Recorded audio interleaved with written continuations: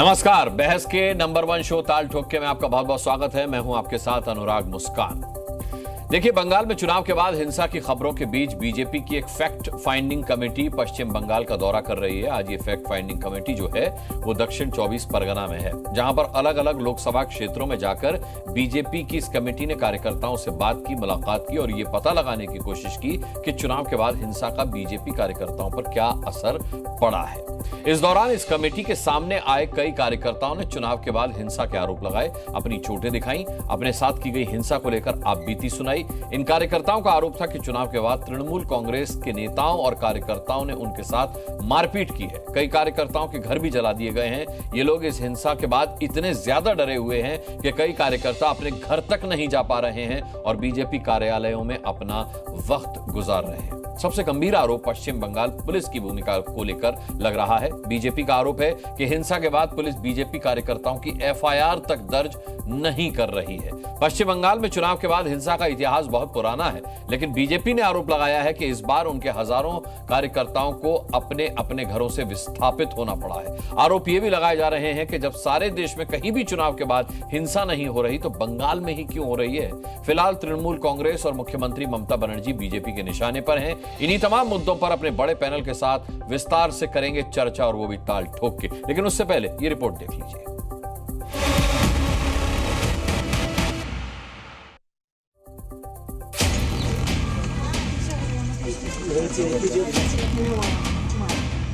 हम खोज रहे हैं कि लोग कहाँ हैं। गांव का गांव खाली है।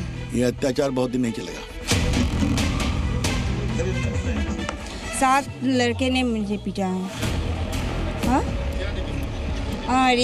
एक रेंज लेके यहाँ पर पीटा है और ये जूता से मसला है। यहाँ की मुख्यमंत्री खुद एक ममता जी महिला है, उसके बावजूद भी महिला कार्यकर्ताओं पर इतना अत्याचार, वो उनकी रीति और नीति को प्रदर्शित करता है। क्या ममता जी, क्या संविधान की बात करती हैं आप? इसके चेहरे को देख रही हैं आप? 2 समय की रोटी कमाना। तो देखी पाप था कि इसका बेटा बीजेपी का समर्थक है। 5वीं बार बंगाल में आया हूँ और जब जब आया मैंने देखा कि ममता बनर्जी का अत्याचार बढ़ता जा रहा है, पाप का घड़ा भर चुका है, ये फूटेगा। इस व्यवस्था को समाप्त हम करेंगे और पूरा रिपोर्ट हम उनको देंगे, नड्डा जी को। चलिए, आपने स्थिति समझ ली होगी 2 मिनट के अंदर कि पश्चिम बंगाल में इस वक्त क्या कुछ चल रहा है। अब इसी पर हम सवाल जवाब का सिलसिला शुरू करेंगे अपने पैनलिस्ट के साथ। आज हमारे मेहमान कौन कौन है ताल ठोके में, एक इंट्रोडक्शन करवा देता हूं। शाजिया इल्मी हमारे साथ हैं, भारतीय जनता पार्टी से प्रवक्ता। राजनीतिक विश्लेषक प्रोफेसर संगीत रागी हमारे साथ हैं। हमारे साथ राजनीतिक विश्लेषक तौसीफ अहमद खान साहब होंगे और इसके अलावा तृणमूल समर्थक शुभंकर भट्टाचार्य हमारे साथ हैं। एलजेपीआर से AK वाजपेयी साहब हमारे साथ होंगे और सीपीआई के नेता दिनेश वाशने हमारे साथ होंगे। लेकिन डिबेट की शुरुआत में शुभंकर भट्टाचार्य से करना चाहूंगा। शुभंकर भट्टाचार्य जी, जब चुनाव के दौरान वहां हिंसा हो रही थी तो टीएमसी का कहना था कि भाई सुरक्षा व्यवस्था तो हमारे हाथ में है ही नहीं, वो तो केंद्र के हाथ में है, केंद्र की एजेंसी सुरक्षा व्यवस्था संभाल रही है, तो इसमें हम क्या कर सकते हैं। लेकिन अब चुनाव खत्म हो चुके हैं, अब तो सुरक्षा व्यवस्था दीदी के हाथ में। हालत यह है कि बीजेपी कार्यकर्ताओं की एफआईआर तक वहां दर्ज नहीं की जा रही है। इतना अन्याय क्यों? देखिए, अभी क्या है कि चुनाव में एक बात तो क्लियर हो गई कि बीजेपी की जो वहाँ पे जितना भी जो ड्रामा किया गया, जितना वहाँ पे जो दिखाया गया, ये ड्रामा वहाँ पे कारगर नहीं सिद्ध हुआ, क्योंकि ये बहुत पहले से चला रही है। जो नैरेटिव सिद्ध करने का उन्होंने कोशिश किया है, एक वहाँ पे सेट किया कि हमेशा जो है वहाँ पे बीजेपी ने एक विक्टिम कार्ड खेला, लेकिन क्या ये विक्टिम कार्ड काम आया? यहाँ तक कि जो मेन संदेश खाली जो वहाँ का क्षेत्र है जिसको लेके बीजेपी ने सबसे बड़ा इसको एक एजेंडा बना रखा था वहाँ पे चुनाव जीतने का, वहाँ पे क्या हुआ? वहाँ पे रेखा पात्रा हारी कि नहीं हारी?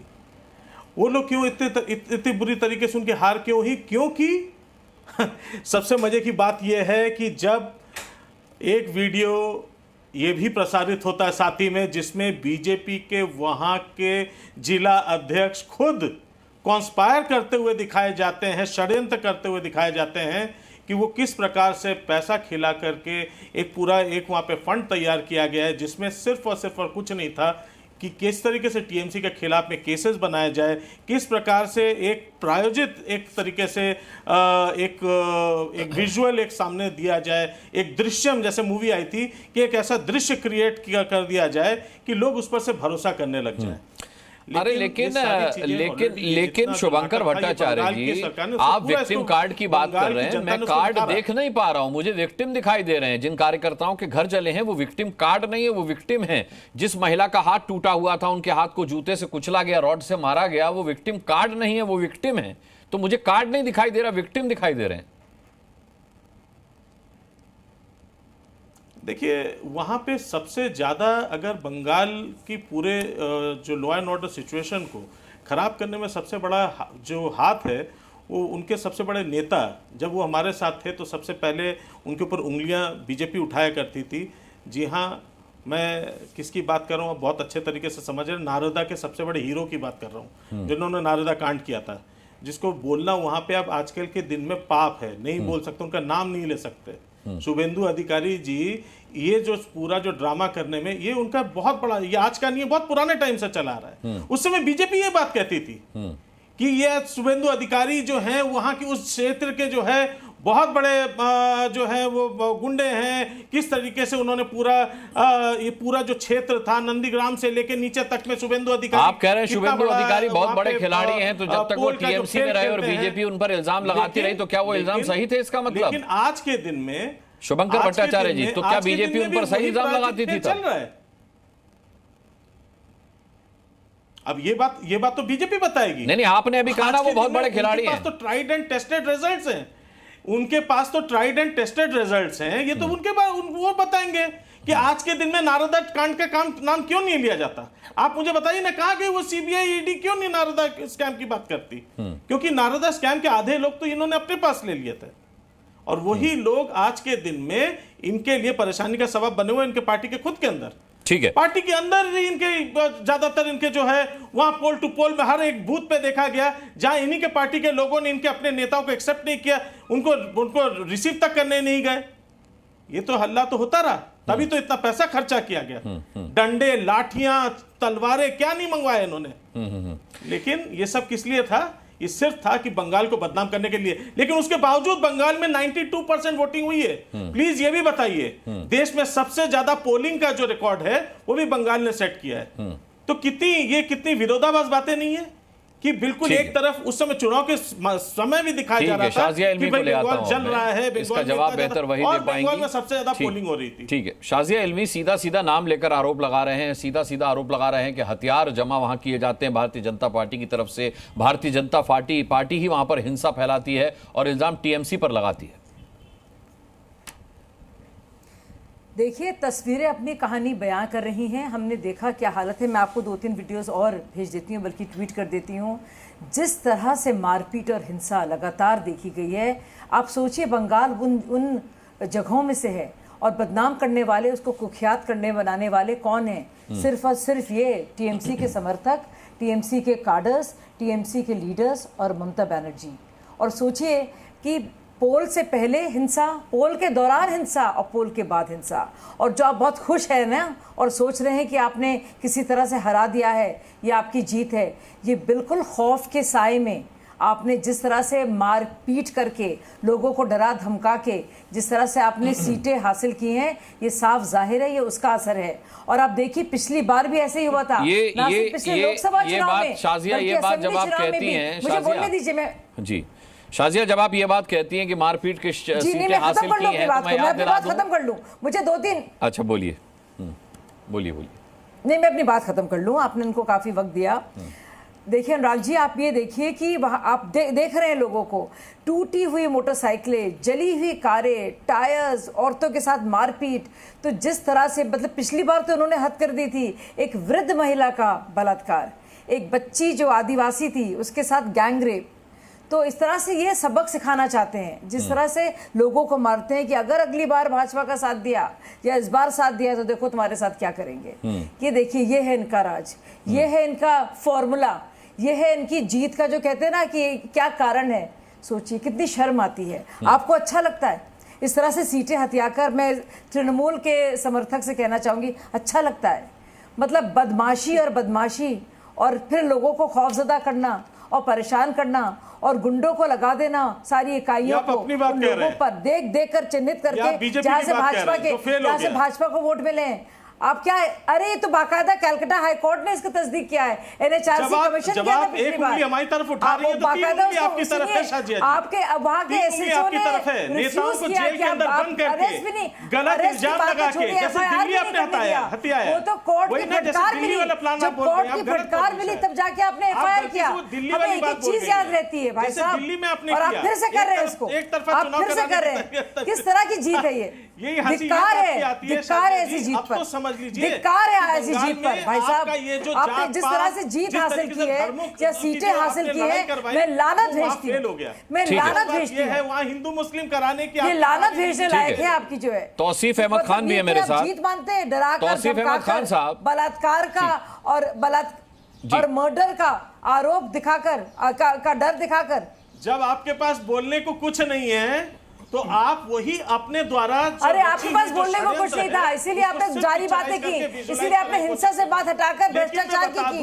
आपके पास बोलने को कुछ नहीं था, इसलिए आपने टॉपिक को बदला भाई साहब। मैं तो टॉपिक पर बोल रही हूँ, मैं तो बंगाल की हिंसा पर बोल रही हूँ। मैं तो ये नहीं कह रही कौन इधर आया कौन उधर गया, मैं सिर्फ और सिर्फ हिंसा पर बोल रही हूँ। मैं फैक्ट फाइंडिंग टीम की बात कर रही हूँ। कलकत्ता हाईकोर्ट ने पिछली बार क्या कहा था, एनएचआरसी ने क्या कहा था, मैं उसकी बात कर रही हूँ।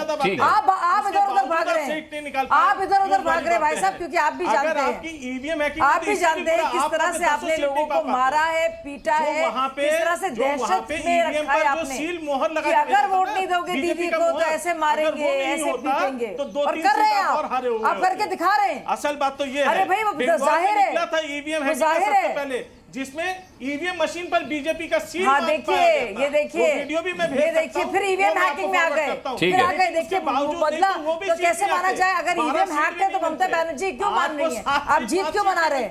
अगर ईवीएम हैक है तो अपनी जीत क्यों मना रहे हैं? आप बताइए। आप अगर भी ईवीएम हैक था जैसे कि आप कह रहे हैं तो ममता बनर्जी को क्यों मिली इतनी सीटें? यानी कि हैक करके मिली है जीत। तो इस बात आप, मैं आपको बताइए, आप इसीलिए चलिए चलिए मैं डिबेट में बाकी मेहमानों को भी ले आता हूँ। तौसीफ अहमद खान भी हमारे साथ।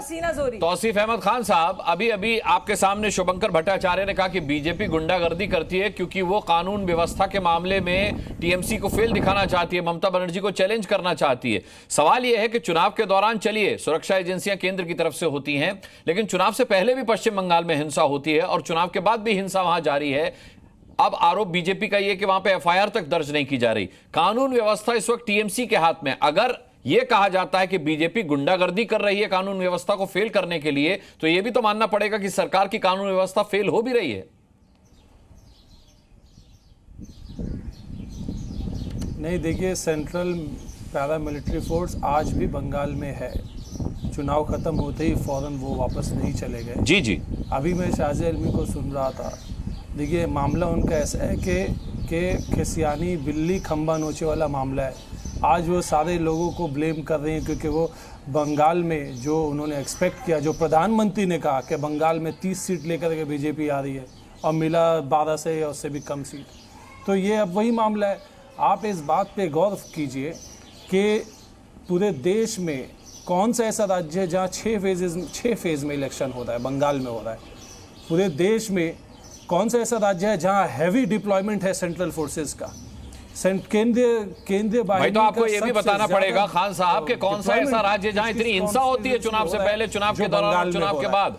ऐसा राज्य भी तो आप नहीं बता सकते ना पूरे हिंदुस्तान में, वो भी तो पश्चिम बंगाल ही है। मैं दे रहा हूँ, मैं जवाब दे रहा हूँ जी, मैं जवाब दे रहा हूँ, मैं जवाब दे रहा हूँ ना। वो जो है वो एक इल्ज़ाम है, झूठा इल्ज़ाम है। जिस तरीके से संदेश खाली में आपने देखा, जनता ने देखा कि कैसे पैसे लेकर के झूठे इल्ज़ाम शुभेंदु अधिकारी द्वारा बीजेपी ने ये झूठे इल्ज़ाम लगाए, नैरेटिव सेट किए ताकि वो टीवी में बोला जा सके। आज वही हो रहा है। आप ये देखिए कि कूच बिहार का एमपी कैंडिडेट जो हारा वो कौन है? जो सिटिंग एमपी कैंडिडेट था नीतीश प्रामाणिक, अमित शाह का blue eyed boy, junior home minister, एक बांग्लादेशी पार्लियामेंटेरियन का इल्जाम है। उन खुद फेलो पार्लियामेंटेरियन ने बोला कि ये बांग्लादेशी इलीगल तरीके से बंगाल में घुस गया और बीजेपी उसको टिकट देती है। उसके खिलाफ 14 एफआईआर है। क्या मालूम है? शाजिद इल्मी को नहीं मालूम है? अटेम्प्ट टू मर्डर का केस भी है उसके ऊपर में। ऐसे क्रिमिनल को आपने टिकट दिया, बीजेपी ने टिकट दिया और वो सिटिंग एमपी था और 2024 में बंगाल की जनता ने उसको हरा दिया। अब जब वो हार गए तो वो करे क्या? वो कूच बिहार में ये सब जो है ये सब फैला रहे। ये इनकी अपनी की हुई साजिश है। ये अपने से माहौल खराब करो ताकि यहाँ पे एडमिनिस्ट्रेशन को बदनाम करो। ममता बनर्जी कभी नहीं चाहेंगी कि लॉ एंड ऑर्डर का सिचुएशन यहाँ खराब हो, क्योंकि ममता बनर्जी यहाँ के चीफ मिनिस्टर है। वो बिल्कुल नहीं चाहेंगे कि बीजेपी, लेकिन वो लॉ एंड ऑर्डर संभाल भी तो नहीं पा रहे तौसीफ अहमद खान, लेकिन वो लॉ एंड ऑर्डर संभाल भी तो नहीं पा रहे, इसको भी तो स्वीकार कीजिए। बिल्कुल संभाल नहीं है। आपके सेंट्रल फोर्सेस लेकर के आएंगे, अमित शाह का, अरे भाई आपके टीएमसी के कार्यकर्ता भी चोटिल होते हैं, वो भी मारे जाते हैं, बीजेपी के कार्यकर्ता भी मारे जाते हैं। मैं तो दोनों के प्रति संवेदना व्यक्त करते हुए कह रहा हूं, कहां कानून व्यवस्था? आपके भी लोग मारे जाते हैं, बीजेपी के भी मारे जाते हैं। अगर कानून व्यवस्था वहां होती तो ऐसा हो रहा होता क्या? देखिए, एक होता है क्राइम ग्राफ कि हाँ किसी का आपसी मतभेद है, कोई गुटबंदी है, कोई फैमिली में प्रॉपर्टी लेकर डिस्प्यूट है और किसी ने किसी का खून कर दिया, ये क्राइम ग्राफ होता है। बंगाल क्राइम ग्राफ में बहुत पीछे है और उत्तर प्रदेश उसमें सबसे ज्यादा आगे है। अब एक होता है जो पॉलिटिकल देश की आजादी के बाद से 2021 से लेकर 2024 तक बंगाल में जितनी चुनावी हिंसा हुई है उसका इतिहास और कहीं नहीं मिलता। आप उत्तर प्रदेश का नहीं, किसी और राज्य का भी नाम ले दीजिए, लेकिन जो बंगाल का इतिहास रहा है और पिछले 5 सालों में जितनी हिंसा हुई है उतनी कभी नहीं हुई पश्चिम बंगाल में भी।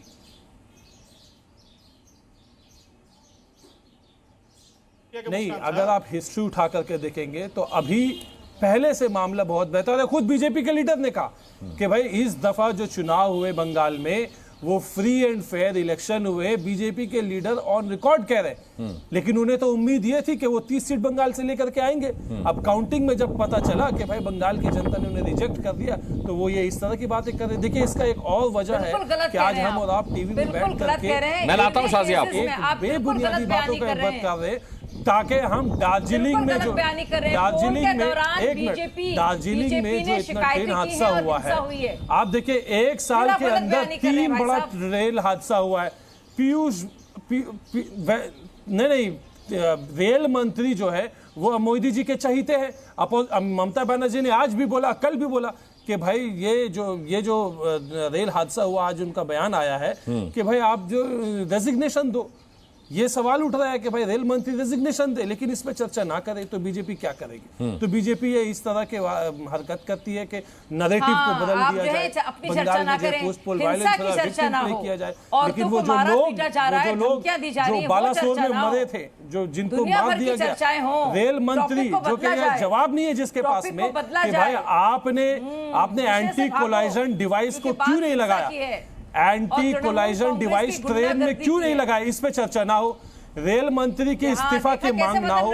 ये वजह है कि ये सब डिस्कशन आप करते हैं, क्योंकि दिख रहा है बीजेपी। आज पूछ लीजिए, आप बताइए क्या रेल मंत्री का रेजिग्नेशन होना चाहिए या नहीं होना चाहिए? आप बताइए, ये जो मौतें हुई है दार्जिलिंग में, कूच बिहार से ज्यादा दूर नहीं है, कुछ नहीं है। इल्मी साफ तौर पर शुभंकर भट्टाचार्य और तौसीफ अहमद खान कह रहे हैं कि भारतीय जनता पार्टी के नेताओं ने खुद चुनाव के बाद कहा था कि इस बार बड़ा शांतिपूर्ण ढंग से चुनाव निपटा है, क्रेडिट लिया था इस बात का, तो फिर अब ये विक्टिम कार्ड खेलने की क्या जरूरत है? ये उनका आरोप है। अनुराग जी, अगर आप देखेंगे और अगर आप जरा सा भी थोड़ा सा भी खोजने की कोशिश करेंगे तो आप देखेंगे कम से कम 4 पोलिंग डेज पे बाकायदा भाजपा के कार्यकर्ताओं ने शिकायतें की हैं, किस तरह से मारपीट वहां हुई है। तो अगर ये कह रहे हैं कि सब लोग संतुष्ट है तो ये बिल्कुल नहीं है, क्योंकि हम सब जानते हैं क्या कुछ हुआ है वहां पे। इतनी ज्यादा भसड़, मारपीट, घमासान और हिंसा। ठीक है, लेकिन ए.के. वाजपेयी साहब, मैं ए.के. वाजपेयी साहब को नहीं, ठीक है, संगीत रागी भी मेरे साथ है, मुझे सभी को बराबर मौका देना। शाजिया, मैं लौटता हूँ आपके पास। अनुराग जी, आखिरी बात जी, जी अनुराग जी, नहीं बस मैं खत्म कर लूं अपनी बात को। अनुराग जी, आपने बंगाल की हिंसा पर आज चर्चा छेड़ी है, आपने तस्वीरें दिखाई हैं, हम सब तस्वीरें देख रहे हैं, लगातार वीडियोस आ रहे हैं, लेकिन दो जो प्रवक्ता यहाँ बैठे हैं टीएमसी के, वो आप देखिए कैसे विषय से भाग रहे हैं। एक बात कर रहा है नरोडा पाटिया की, दूसरा बात कर रहा है बंगाल में जो ट्रेजेडी हुई है दार्जिलिंग में ट्रेन कोलिजन की। ये क्यों घबरा रहे हैं? क्योंकि वे जानते हैं ये गिल्टी हैं। ठीक है, मैं प्रोफेसर संगीत रागी और AK वाजपेयी साहब को इस डिबेट में लेके आऊं। उससे पहले सीपीआई लीडर दिनेश वार्ष्णेय भी हमारे साथ हैं। दिनेश वार्ष्णेय जी, एक लंबा चौड़ा इतिहास रहा है पश्चिम बंगाल में हिंसा का, यानी कि जब बीजेपी वहां थी ही नहीं, जब टीएमसी वहां अस्तित्व में थी ही नहीं, कांग्रेस की सरकार हुआ करती थी, लेफ्ट की सरकार हुआ करती थी, और तब लेफ्ट और कांग्रेस के बीच भी इसी तरह का खेल हुआ करता था, मारपीट हिंसा होती थी और दोनों एक दूसरे पर आरोप और इल्जाम लगाते थे। ये इतिहास लगातार दोहराया जाता रहा है हर चुनाव में। आज भी स्थिति यह है वहां पर।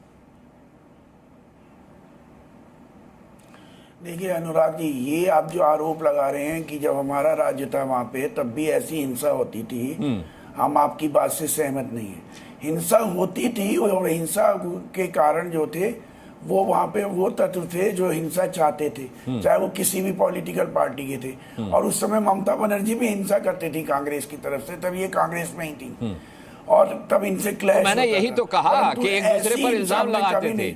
लेफ्ट कहता था कांग्रेस हिंसा करवा रही है, कांग्रेस कहती थी लेफ्ट वाले हिंसा करवाते। मैंने यही तो कहा। ठीक है अनुराग जी, पर बात सुनिए, जो मौजूदा हिंसा है ना, इस हिंसा की हम सख्त निंदा करते हैं, क्योंकि चाहे वो चुनाव से पहले की हिंसा हो, चाहे चुनाव के बाद की हिंसा हो। इस हिंसा में आप देखिए, कैंडिडेट्स को बूथ पे नहीं जाने देंगे, कैंडिडेट्स को पोलिंग में नहीं जाने देंगे, चुनाव पंचायत चुनाव में नॉमिनेशन नहीं भरने देंगे, जो भर देगा उसका घर जला देंगे, अगर वो पहुंच गया तो उसको मार देंगे, उस चुनाव के बाद उसका घर जला देंगे, उसकी वाइफ पे अटैक कर देंगे। ये जो हिंसा का खेल हो रहा है, हम इसकी सख्त निंदा करते हैं। चुनाव हमेशा हिंसा रहित होने चाहिए, हिंसा वाले चुनाव हमेशा। लेकिन इसके लिए दोषी कौन है दिनेश वार्ष्णेय जी? आप पैनी नजर से आकलन भी करते होंगे, इसके लिए दोषी कौन लगता है आपको? निश्चित तौर पर मौजूदा हालात में जो हिंसा हो रही है बंगाल में, जो हमारी रिपोर्ट के हिसाब से उसमें टीएमसी के लोग शामिल हैं, साथ ही साथ बीजेपी भी दूध की धुली नहीं है। इन्होंने बहुत सारे गुंडे अपने पार्टी में ले रखे हैं, वो भी गुंडागर्दी करते हैं वहां, वो भी गुंडागर्दी करते हैं। ये बिल्कुल सही बात है, इस बात को डिनाई नहीं किया जा सकता। पर निश्चित तौर पे हिंसा की रोकने की जिम्मेदारी राज्य सरकार की, और राज्य सरकार इसको रोके। दूसरी तरफ से गवर्नर हाउस को वो चीफ मिनिस्टर हाउस ना बनाए। वहां के गवर्नर भी जो है वो आर्टिकल 357 के खिलाफ काम कर रहे हैं। वो एक रिप्रेजेंटेटिव है भारत सरकार के, वहां पे वो मुख्यमंत्री नहीं है। हम उसकी भी निंदा करते हैं। हमारा ये मानना है कि राज्य में हिंसा का रोकने का कार्य हिंसा का है, पर बीजेपी दूध की लिए नहीं है। केरल देखिए बीजेपी हिंसा करेगी, कहीं पे यूपी देखिए बीजेपी हिंसा करेगी। चलिए केरल और यूपी नहीं जाते, पश्चिम बंगाल में रहते हैं। दिनेश वार्ष्णेय पश्चिम बंगाल में रहते हैं। AK वाजपेयी साहब ये मानते हैं वार्ष्णेय साहब कि टीएमसी वहां जिम्मेदार है हिंसा के लिए, लेकिन साथ में ये भी कह रहे हैं कि बीजेपी भी वहां दूध की धुली नहीं है। वार्ष्णेय साहब ने 33 साल राज किया, वाजपेयी साहब की पार्टी ने 33 साल में बंगाल को कहां पहुंचाए, ये जवाब दें। वो तो कह रहे हैं ममता बनर्जी तब भी गुंडागर्दी करती थी। और ममता बनर्जी का जहां तक सवाल है ना, ममता बनर्जी द्वारा प्रायोजित हिंसा है ये। अपीजमेंट से इसको जोड़ के देखना होगा, भ्रष्टाचार से जोड़ के देखना होगा। ये वही ममता बनर्जी हैं जो कट मनी मांगा करती थी, और इनकी ओपनली पब्लिक प्लेटफॉर्म से स्टेटमेंट आया था अपने वर्करों को संबोधित करते हुए, कार्यकर्ताओं को संबोधित करते हुए कि कट मनी कृपया करके वापस कर दें 7 दिन में। लीजिएगा थोड़ी बंगाल से थोड़ा आगे बढ़ेंगे। मणिपुर में जो हिंसा जो हुई, मणिपुर छोड़ दीजिए, अपनी सरकार की बात। नहीं, मणिपुर की हिंसा से आप पश्चिम बंगाल की हिंसा को जस्टिफाई नहीं कर सकते। नहीं, वहाँ के लोग शुभंकर भट्टाचार्य, मणिपुर की हिंसा से आप पश्चिम बंगाल की हिंसा को जस्टिफाई नहीं कर सकते। सुन लीजिए वाजपेयी साहब को, सुन लीजिए, बहुत पेशेंस के साथ आप लोगों को सुना है उन्होंने, बहुत देर के बाद आए डिबेट में, सुन लीजिए। बोलिए। हम वही कह रहे हैं, जरा सी हमने इनकी हकीकत बतानी शुरू की तो इनको दिक्कत हो गई, बीच में डिस्टर्ब करने लगे। ये वही ममता बनर्जी है। अनुराग जी, आप पुराने पत्रकार हैं, वरिष्ठ पत्रकार हैं, जब इन्होंने सीबीआई की एंट्री बंद कर दी थी, आपको याद होगा, बंगाल पुलिस ने सीबीआई के अफसरों को एक स्कूल में बंद कर दिया, उनको बाहर नहीं आने दिया। ये वही ममता बनर्जी की सरकार है जिसके मिनिस्टर के पीएस, वो लेडी पीएस कौन होती थी, उसके घर से 300-400 करोड़ रुपए निकले थे। इन फैक्ट को क्या डिनाई कर लेंगे? ये वही ममता बनर्जी है जिनका भतीजे जो है ईडी के समक्ष पेश हो चुके हैं। मतलब कहाँ है? ये वही ममता बनर्जी है जो दुर्गा पूजा की यात्रा निकल देती है तो अपीजमेंट के लिए उसका रूट डाइवर्शन किया करती थी। किससे बातें करेंगे ये लोग? ये जनता को लूटने के लिए और चुनाव में धांधली करने के लिए बांग्लादेशी मुसलमानों के नकली राशन कार्ड बनवाए हैं, नकली वोटर बनवाए हैं कि किसी तरह से सत्ता उनके रहे, और बीजेपी इसके खिलाफ है। बीजेपी की लड़ाई सिर्फ इसी बात की है कि तुष्टीकरण करके सरकार नहीं बनाने दी जाएगी, और जनता से मिली हुई जो नीतियां हैं, जनता के लिए जो काम करते हैं, उसका विरोध करने का इनको कोई हक नहीं पहुंचता है। ये अपीजमेंट करते कि मौलवियों की इन्होंने तनख्वाह बढ़ा दी। बताइए अभी लेटेस्ट क्या किया इन्होंने कि मौलवियों को जो वजीफा देते हैं उसको बढ़ा दिया, उसको इंक्रीज कर दिया। किस तरह की हिंदू विरोधी बातें करते हैं ये लोग? संविधान के हिसाब से सरकारें चला करती हैं। संविधान को ताक पे रख के तुष्टीकरण को सबसे मेन इश्यू बना के वोट की राजनीति करते करते, लेकिन वाजपेयी जी मारे तो टीएमसी के लोग भी जाते हैं, हिंसा का शिकार तो वो भी होते हैं। हिंसा, मैंने कहा ये प्रायोजित हिंसा है। प्रायोजित हिंसा में क्या होता है? वो आपसी उनका द्वंद्व भी है। सत्ता के समीप कौन से गुंडा रहेगा उसका भी द्वंद्व है, ये उसका भी नतीजा होता है। लेकिन बीजेपी को खामखा थोड़ी ब्लेम कर सकते हो आप। बीजेपी का क्या रोल है इसमें? बीजेपी ने अपनी जगह बनाई, बीजेपी ने सीटें जीती, जीत हार से राजनीति थोड़ी देखी जाएगी। अल्टीमेटली राज्य की जनता की सेवा होनी चाहिए, राज्य की जनता के साथ डिस्क्रिमिनेशन नहीं होना चाहिए, अपीजमेंट की पॉलिसी नहीं होनी चाहिए। सेकुलर के नाम पे अपीजमेंट, ये संविधान हमारा इजाजत नहीं देता है, भ्रष्टाचार की इजाजत नहीं देता है। कहां तक डूबे हुए गले तक? कौन कौन से घोटाले इनके राज्यों में होते हैं? और क्राइम की ये जो बात कर रहे हैं तो तीसरे नंबर पे है, वेस्ट बंगाल सबसे क्राइम में आगे है। उसको ये कंडेम करना पड़ेगा, उसको संभालना पड़ेगा। ये राज्य का विषय है, लॉ एंड ऑर्डर राज्य को मेंटेन करना होता है। ममता बनर्जी अपनी जिम्मेवारी से नहीं भाग सकती है। ये कह के कि बीजेपी हिंसा कर रही, अरे पुलिस आपकी, कानून आपका, सब चीज आपके पास है, यही तो मैं कह रहा हूं। बीजेपी वालों को हिंसा करने दोगे?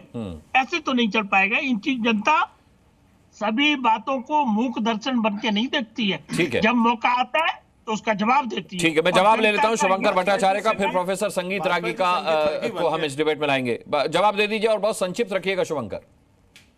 हाँ, मैं वाजपेयी जी की तारीफ करूंगा कि इनकी पत्रकारिता और इनका रिसर्च वो बहुत गजब का है। मतलब मैं इतना गजब का है कि भाई बंगाल में तो खैर जो है वो सब वो स्टेट गवर्नमेंट का सारी जो हेडेक है वो स्टेट गवर्नमेंट की, रिस्पॉन्सिबिलिटी स्टेट गवर्नमेंट की सब है। लेकिन मणिपुर मत बोलिए, वो तो देश के बाहर का है, वो हमारे देश का हिस्सा नहीं, उसके जुबान से मत लाइए नाम, वहां अलग है, वो प्रायोजित नहीं है, प्रायोजित बंगाल है। और आगे देखिए कितना अच्छा बोले, 300-400 करोड़। मतलब हर बार मैं जो बार बार कहता हूं ना कि हर चीज को इन लोगों का क्या हो गया, जोर से बोलो झूठ बोलो, क्या 300-400 करोड़ का फिगर है? अब आप कहेंगे फिगर कोई भी हो, लेकिन बात यही है कि हर चीज में अतिशयोक्ति क्यों? और मैं आ जाता हूं, अब मैं एक एक एरिया को लेकर बताऊंगा तो आप शर्मिंदा हो जाएंगे। भाटपाड़ा जैसे क्षेत्र में सबसे ज्यादा होता था बैरकपुर, अब के हारे, अर्जुन सिंह हार गए, जो 2 बार पार्टी बदल के गए। खैर यहाँ पे पार्टी बदलने वाले तो आपके पैनल पे भी बैठे हैं, तो मैं ज्यादा कुछ नहीं कहूंगा, नहीं तो ठेस लग जाएगी। लेकिन मैं जरा बताऊं, अर्जुन सिंह जी के ऊपर क्या नहीं लगाया जाता था? कहते थे कि उनके जो आंगन में उनके बम बना करता है, कहा जाता था, नहीं कहा जाता था। लेकिन फिर आपने उनको यहाँ पे तो टिकट भी दी, 2 बार लड़ाया। इस बार, पिछली बार किसी तरीके से जीत गए थे, इस बार वहां की जनता ने हराया। क्यों हराया मुझे बताएं? संदेश खाली आपका सबसे बड़ा एरिया था जहां पे आपने सबसे ज्यादा दंगे कराए थे, सबसे ज्यादा दंगे वहां हुए थे। 3,33,000 वोट से रेखा पात्रा हारी हैं, 3,33,000 वोट से। ठीक है, आप क्या कहना चाहते हैं? एक रिसर्च संगीत रागी भी लेकर के बैठे, उन्हें भी सुन लेते हैं। हार जाएंगे तो जनता के ऊपर आप उंगली उठाएंगे। ठीक है, संगीत रागी जी, बड़ी देर से आप इस डिबेट को धैर्य के साथ सुन रहे हैं। सवाल ये उठता है कि न केवल ममता बनर्जी वो पहली मुख्यमंत्री हैं जिनके बारे में ये कहा जा रहा है कि भाई लॉ एंड ऑर्डर वो नहीं संभाल पा रहे हैं, क्योंकि वो हमेशा कहती कि बीजेपी के गुंडे जो हैं वो टीएमसी के कार्यकर्ताओं को मारते हैं, लॉ एंड ऑर्डर को चैलेंज करते हैं। बल्कि ममता बनर्जी पश्चिम बंगाल की वो पहली मुख्यमंत्री भी हैं जिन पर खुद कई मामले चल रहे हैं, और ऐसे में फेस सेविंग बीजेपी पर आरोप लगा करके वो कर रही हैं। कितना सही है ये? देखिए, मैंने बहुत धैर्य से सभी को सुना है। मुझे लगता है कि वो लोग भी इसका सम्मान करेंगे मेरी बातों को सुनने के बाद। वो जो उनकी प्रतिक्रिया होगी वो मुझे सिरोधार्य होगा। मुझे ऐसा लगता है कि बंकिम, विवेकानंद और महर्षि अरविंद की जो भूमि, जो कभी इनलाइटनमेंट के लिए, पुनर्जागरण के लिए जानी जाती थी, आज बौद्धिक तौर पर और राजनीतिक तौर पर, दोनों तौर पर दरिद्र हो चुका है। ऐसा मैं इसलिए कह रहा हूँ क्योंकि बंगाल में आज लोकतंत्र नहीं है, बंगाल में आज आतंक तंत्र है और खौफ तंत्र है। इस खौफ तंत्र की नींव जो है वो पश्चिम बंगाल के अंदर जो है वो वामपंथियों ने डाला था। और जो लोग अभी पैनल पर आकर के बोल रहे थे कि नहीं ये वामपंथ लोग नहीं किया था, ये ममता बनर्जी ने किया था, ये बिल्कुल नहीं है। यही सेन ब्रदर्स थे जो कांग्रेस के वर्कर थे, और सेन ब्रदर्स को वामपंथियों ने न सिर्फ मारा, मारने के बाद उनके लहू में चावल पकाया और उनकी जिंदा मां को खिलाया।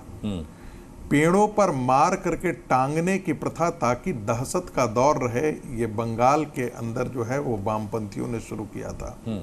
और ये दुनिया में वामपंथ का चरित्र है। इस्लामिक आतंकवाद और वामपंथ आतंकवाद दोनों का एक चरित्र है, वो दूसरे को बर्दाश्त नहीं करते हैं और दूसरे को पूरी तरीके से सफाया करते हैं। जहां जहां इस्लाम गया वहां उसने किया, और जहां जहां वामपंथ गया वहां वहां इसने किया। चाइना हो, जितना आप देखेंगे, रसिया हो, सब जगह उसने। संगीत रागी आरएसएस की थ्योरी अपने पास रखो। ये बता दो कि तुमने उत्तर प्रदेश में क्या किया, हाथरस में क्या किया, ये बताओ। तुम बताओ ना, तुमने केरल में क्या किया? नहीं, मुझे पता था संगीत रागी आप सीधे तौर पर लेफ्ट को निशाने पर ले रहे हैं। वाजपेयी जी के गले में तकलीफ है, लेकिन उसके बाद भी वो चुप नहीं रहेंगे। मैं जानता था इस बात को। नहीं, मैं जानना चाहता हूँ मुस्कान जी इनसे। मैंने उनकी ठीक है। जी